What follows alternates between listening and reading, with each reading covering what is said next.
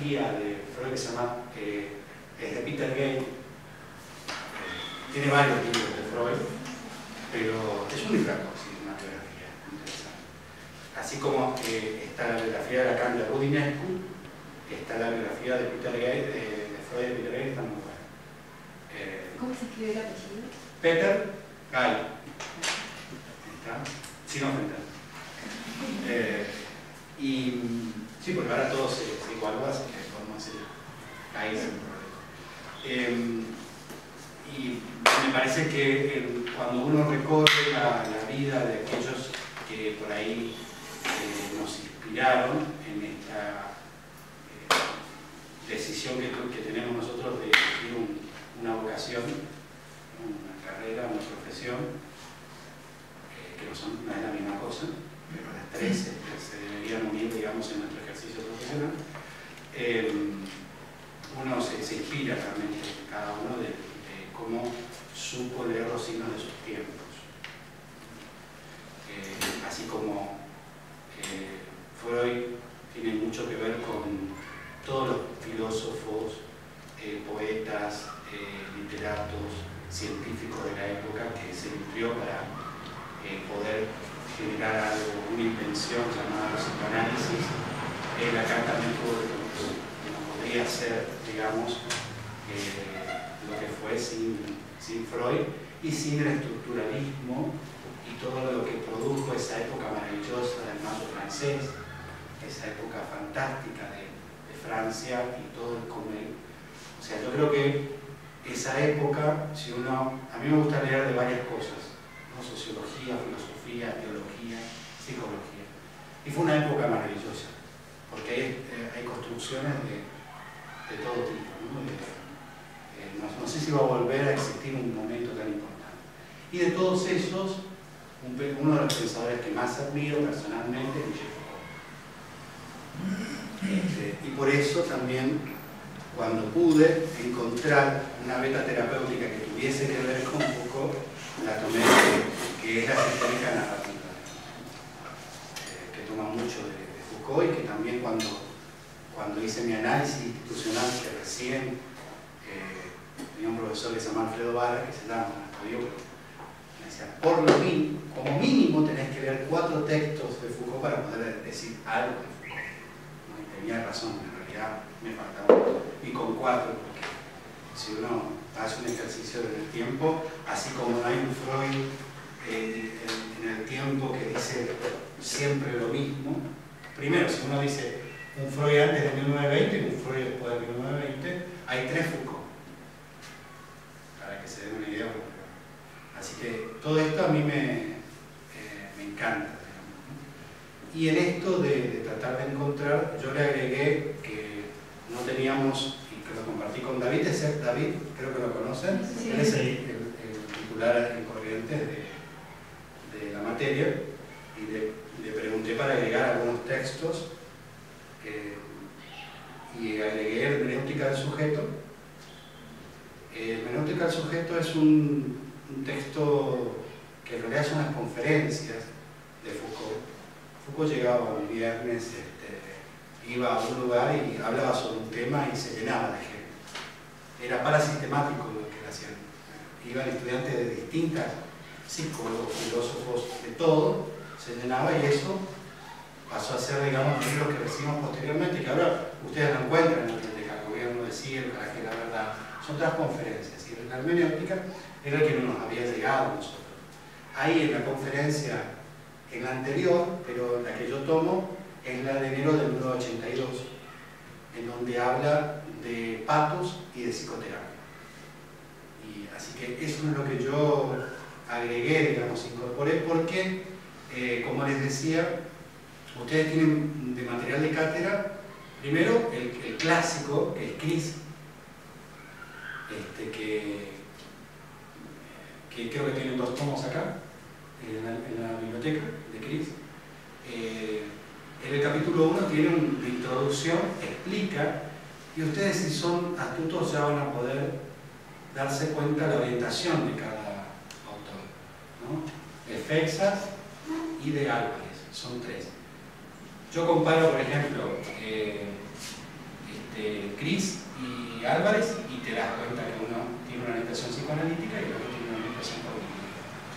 Eso es lo interesante, que ustedes puedan percibir y después elegir.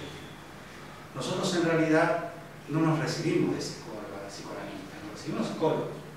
Entonces es importante hacer un recorrido, y por eso yo creo que lo que más nos ha ayudado toda la corriente del pensamiento posterior a la teoría de la complejidad, que nos permite, sobre todo con estos pensadores de la complejidad como Deleuze, Foucault, Lacan. Lacan es para mí un pensador también, y desde la epistemología Prigogine, Morin, que capaz ya lo vieron, ¿sí? Yo voy a tomar algo de Morin y de Varela, que es el unitas múltiple, pero ahora les explico de qué se trata. Me parece fantástico esto de salirnos de la ciencia clásica, de la cual lamentablemente Freud no pudo salir, ¿no? Hasta Lacan estuvo un poquito ahí como friccionando, pero la ciencia clásica buscaba explicar lo complejo desde leyes simples. Y con el pensamiento complejo dice, no señores, tenemos que explicar lo complejo desde lo complejo. Entonces ese es un gran salto, con lo cual a nosotros como terapeutas nos involucra el que no hagamos eclecticismo, sino que sumemos conocimiento. Y entonces también, digamos, algo que compartimos con David en la cátedra es esto de pensar no tanto que voy a ver con los anteojos de la teoría a la persona que tengo enfrente, que después veremos cómo lo llamamos, paciente, clientes, usuario, depende de cada corriente, pero en definitiva primero recibir a la persona con lo que trae, ¿no? Y ver en todo caso cómo podemos acompañar este momento de la persona. Es una posición, ustedes la pueden elegir o no, que lo importante es no que ustedes, como dice Foucault, sean idiotas útiles, porque si no muchas veces somos en realidad útiles para otros, sino que podamos discernir, pensar y elegir. Y para eso uno no puede elegir sin conocimiento. Bueno, a mí me encantan las palabras. En principio, pensar es pesar. Y para mí, como mínimo, para poder pesar tiene que tener dos elementos. Entonces, eso es lo que nosotros, desde acá, tenemos que poder aportar elementos para que ustedes puedan pesar y comparar. Estos son, en principio, lo que veamos con David, los textos centrales, pero agregamos otros, como les decía, esto de el capítulo 2 de Álvarez, que está abajo, pero que sostiene solamente un libro, y el de la hermenéutica del sujeto, que es de enero de 1982. Bueno, a este hombrecito lo conocen, ¿no? Otra cosa que creo que era un error, por lo menos en nuestra formación, tardamos mucho en tomar contacto con la persona de los autores. A nosotros no nos mostraban los rostros. Y fíjense qué contradictorio. Nosotros trabajamos no con cosas, sino con personas. Entonces es importante, por eso yo iba a las biografías, conocer a la persona que hacía la producción, porque me parece que eso marca la diferencia. Entonces, este es Thomas Kuhn, por si no lo conocían. Yo trato de poner rostro a cada uno de los autores que vamos a ir trabajando para que puedan conocerlos. Y por ahí vieron epistemología, pero nunca conocieron los rostros. Uno de los juegos que yo hago es poner, por ejemplo, en epistemología, 6 rostros y que los acomoden y que me digan qué conceptos son los que corresponden a esos rostros y esos nombres. Acomodar es armar el rompecabezas. Es interesante porque se vuelve dinámica la clase, pero... Bueno, en principio esto, digamos, idea central de la estructura de la revolución científica, que es su libro, la idea de paradigma. Ustedes vieron que quería ese paradigma, ¿no? Sí. ¿Me recuerdan? ¿De qué se trataba? Conjunto de teoría, de método, de herramienta. Posicionamiento teórico, no se para. Hablar sobre ciertas cosas. Y también una palabrita que faltó, que es modos, ¿no? Modos de pensar la realidad. El paradigma es más que el método, es más que la teoría, es realmente una manera de pensar la realidad. O sea, y tengan en cuenta que si ustedes se ponen a pensar en Galileo, en la época en la cual venía todo este principio de aristotélico, ¿no? Las esferas perfectas, las esferas celestes son perfectas, acá está todo lo feíto está acá abajo. ¿Qué hace Galileo? Agarra, mira y dice, la luna es un queso relleno, ojeado por todas partes. Vengan, miren. Pero el paradigma reinante no permitía, digamos, el hecho de poder concebir, porque tenía que cambiar todo, ¿no? Entonces, esto es importante para ver, digamos, qué paradigma está reinando y una palabra para tener en cuenta en nuestro proceso, o sea, en lo que hace a nuestro modo de operar en la realidad. ¿Quién de ustedes suele pasar al pizarrón que tiene linda letra? Porque yo les aseguro que si escribo, tengo una letra horrible. ¿A quién suelen mandar al frente ustedes? La próxima. Ah. No vale, eso no vale. No, la idea es que participen ustedes. Atrás de la computadora. Pero todito se juega la luz. Les aseguro que yo lo único que le voy a hacer son palabras. No les voy a pedir que... Solamente les pido que tenga una letra escrita.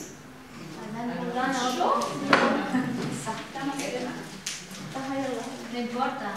No les voy a tomar nada, de esto no se trata. Uno de los conceptos que yo tomo de una autora que no sé si la vieron, ustedes, Psicología Educacional, ¿ya vieron? Sí. Alicia Fernández. Sí. Bueno, la idea de aprendiente y enseñante. Bueno, a mí me encanta ese concepto de que el aprendizaje parte de un concepto de encuentro. No se trata de la idea de alumno, sin luz, que yo los enchupo a ustedes a los 20. Entonces, o sea, reciben. O el clásico que van a ver en muchos grupos, es más, hasta hoy veníamos a escuchar una entrevista, nos va a iluminar, ¿no? Pero porque viene de este concepto que es muy del iluminismo, de la época de la razón va a iluminar los pueblos, después del enciclopedismo y del iluminismo. Y entonces, bueno, de ahí en más, con todo esto de la revolución industrial, la cuestión de la seriación, aparecen los colegios, y entonces aparece la figura del alumno y la figura del docente como aquel que lo va a iluminar. Es más, acá no, porque debe ser que esta estructura es más nueva, pero si van a los colegios viejos o a los lugares de conferencia viejos, van a ver que había un escalón más grande. O sea, había una diferencia en el sector donde estaba el docente, si no era más alto también. No era porque era enano. Eso decía de un lugar diferente. Acá estaba el que sabe y acá estaba.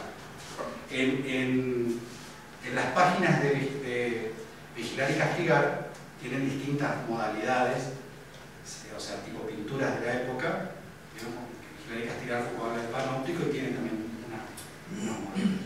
Bueno, era esto. En cambio, Alicia Fernández dice, no, el aprendizaje es, digamos, esta cuestión del encuentro entre el aprendiente y el enseñante, del encuentro, aparece el aprendizaje como un conocimiento del encuentro.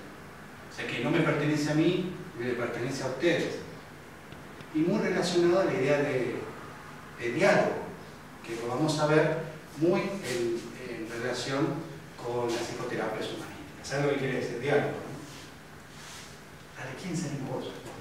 No, a mí no me entiende nadie de acá la letra. Nadie te entiende. A mí me encanta, pero Y las estás chicas no haciendo terapia, entienden ¿no? nada, No le puedo pasar resumen ni nada, pero no. Bueno, No hay forma. bien. Es corajudo, eso es. Tiene que ser Horrible. 11. Escribí legible hoy. Sí, claro. Vamos a tirar algunas palabras para ver si... Paradigma es la primera, entonces, ¿no?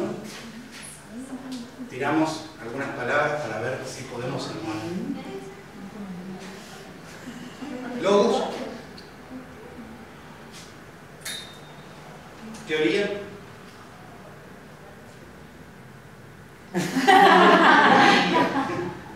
Se ríe muy bien, pongo la guitarra. Vos sabés que cada vez que se ríe, dice, bueno, arte para que pasa.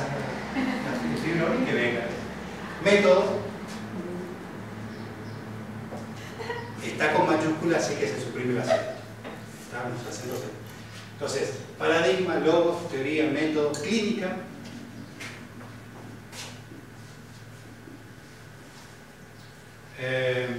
De ahí podemos partir a la idea del diálogo.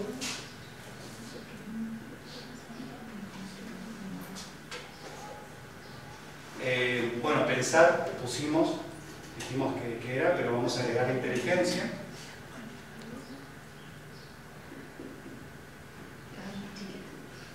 Para que entre, está pensando, no sabe cuántas palabras van a ser.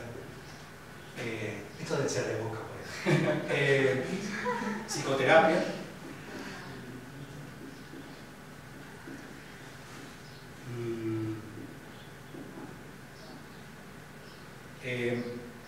Técnica,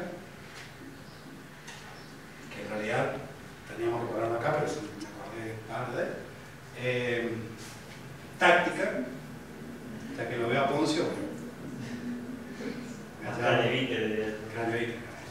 Psicoterapia, técnica, táctica y estrategia, ¿no?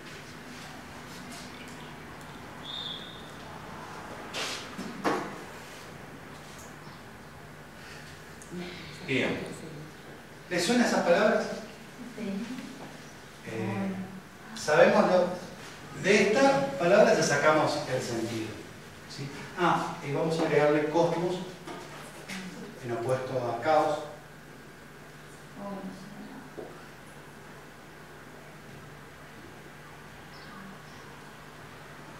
Porque,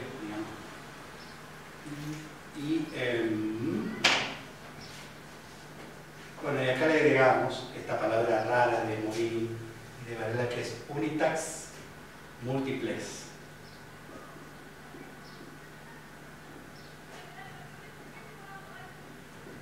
Unitax multiplex.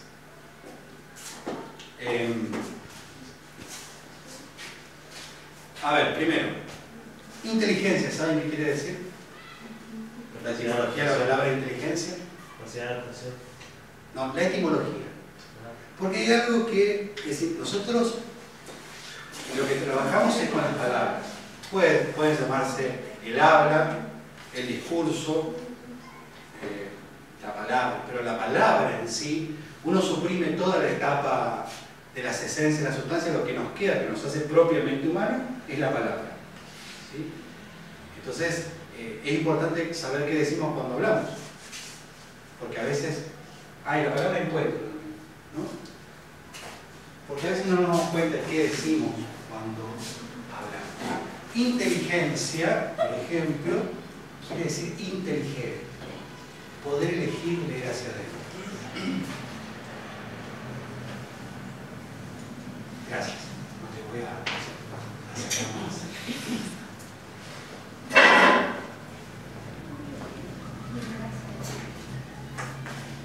¿Sabían? No, lo que pasa es que también por ahí decimos las palabras porque, o sea, se dice o se habla, pero sin tener conocimiento de lo que significa una palabra, por hábito, por costumbre, o porque uno la escucha y la repite nada más, y no porque la piensa realmente. Sería, como dice nuestro amigo Moscovici, como una representación social y se asume como que eso. Por ejemplo, cuando usted está hablando de pensar, pesar, a mí yo me quedé patinando y dije, nunca me puse a pensar lo que significaba la palabra pensar. Y uno lo dice cotidianamente. Sí. Inteligencia tampoco. Fíjense que por eso, si le dicen que Skip es inteligente, es mentira. Porque el jabón en polvo no puede leer hacia adentro. Fíjense qué interesante, y vamos a ver cómo se relacionan estos dos con que aparecen en la etapa del eidos, habrán visto en filosofía, ¿no? La acepción del lógico. Es importante saberla porque después cuando veamos logoterapia tenemos que saber qué quiere decir logos. ¿Sí? ¿Qué quiere decir logos? Razón, coherencia. Si viene derivado de legein, quiere decir palabra. Por eso, por ejemplo, en la Biblia de estudio, la de Jerusalén, dice en el principio era el logos. En la traducción latina dice en el principio era el verbo, y en la del pueblo, por ejemplo, dice en el principio era la palabra. Pero en definitiva, está diciendo que quiere decir palabra. si viene derivado del griego. Y también quiere decir sentido y coherencia. Por eso logoterapia, vamos a ver de qué se trata. ¿Conocimiento no debería ser también logos? Es un tipo de conocimiento, pero asociado a la idea de razón. ¿Sería como un conocimiento fundado? Esa es la, que bueno, que ya que está, lo agregamos, eso es episteme, en oposición a doxa, en la disputa famosa de nuestro amigo Protágoras con Giorgio, que serán los sofistas de la época, en discusión con nuestro amigo Sócrates. Episteme es opinión fundada y doxa es mera opinión, ¿no? Por otro lado, ahí pueden ver entonces qué será diálogo. En realidad, entonces, diálogo es entre mi palabra y tu palabra, entre mi sentido y tu sentido, entre mi coherencia y tu coherencia, entre mi razón y tu razón. Es un encuentro. Y encuentro, aunque les parezca mentira, porque esto que decía el compañero, ¿cómo era su nombre? Claudio. El sentido común jamás nos puede llevar, aunque parezca obvio, a pensar que quiere decir en contra. Encuentro quiere decir en contra. El sentido común, o sea, que en realidad siempre hay conflicto, diría nuestro amigo Nietzsche, ¿no? Ustedes vieron La verdaderas formas jurídicas, creo que en el capítulo 3 de La verdaderas formas jurídicas hay una parte que Foucault lo toma Nietzsche en la genealogía de la moral y dice: el conocimiento, la metáfora que usa, es discontinuo, genealogía, ¿no? El choque de las espadas, la chispa que se produce es el conocimiento, es invención. O sea, la cuestión del encuentro de la genealogía tiene que ver con esto, en contra, confrontar, y el diálogo es entre dos logos. Esto tenganlo presente porque la hora después de ver el encuentro terapéutico es entre dos logos. Teoría.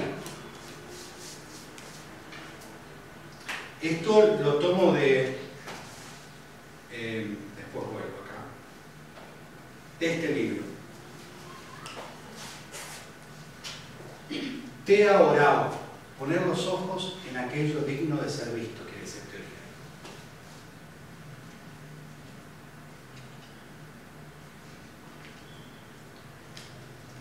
O sea, el teoros es el que dice qué es lo digno de ser visto.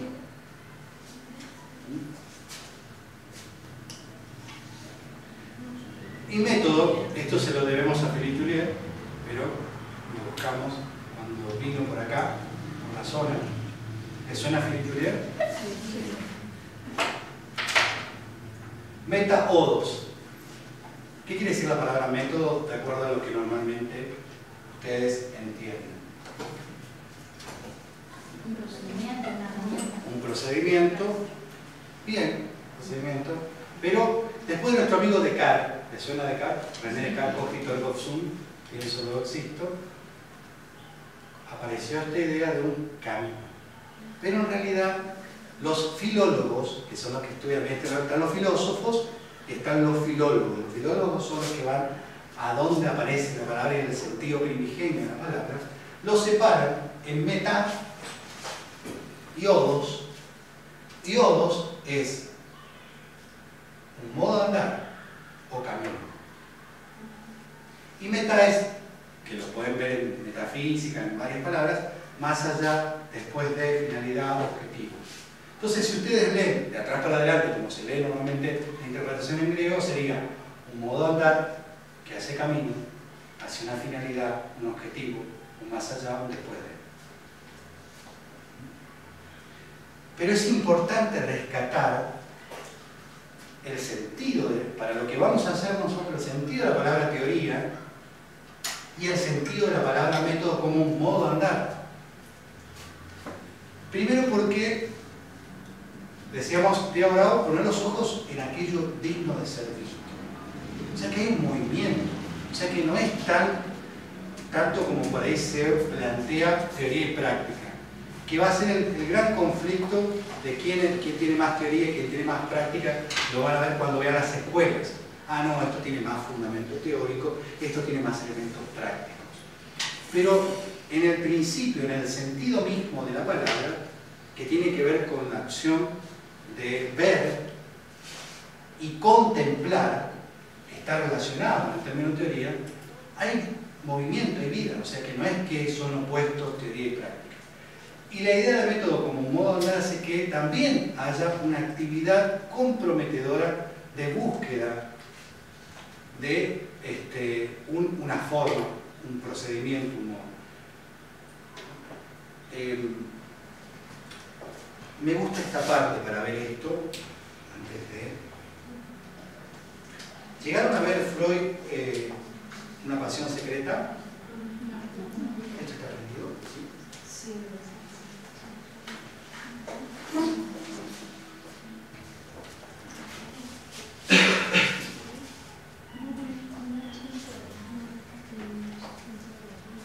Para mí es la mejor película de psicoanálisis. ¿Cómo se llama, perdón? Freud, Una pasión secreta. Yo les paso ahora cualquier cosa, o si no, después nosotros hicimos un Facebook de alumnos, no sé si usted lo tiene, ustedes se incorporan y les paso los links de las películas. Yo vi la parte cuando hablaba con la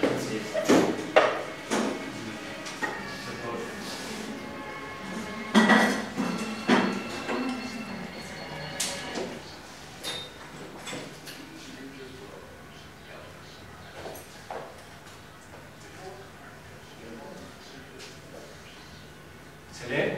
Sí.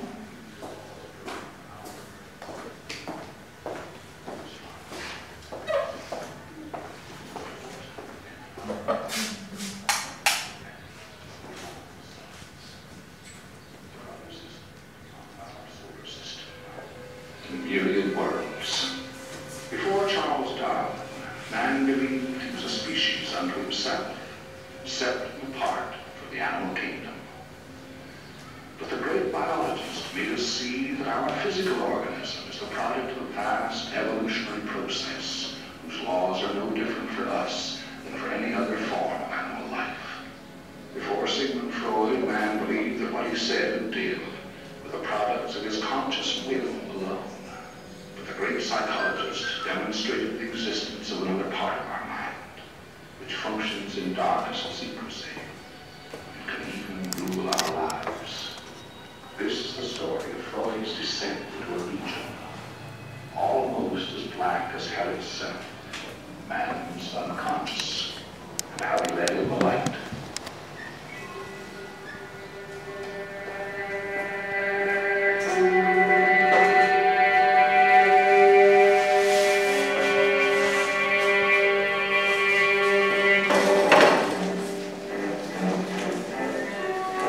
Fíjense todo el ceremonial y protocolo. Uno de los maestros de Freud.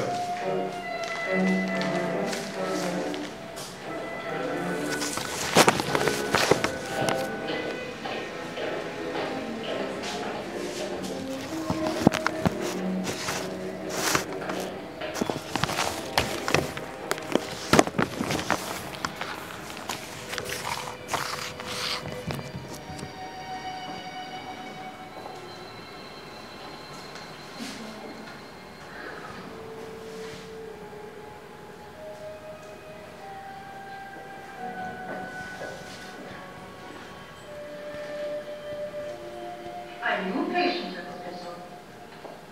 Mysteria, who admitted this patient? I did.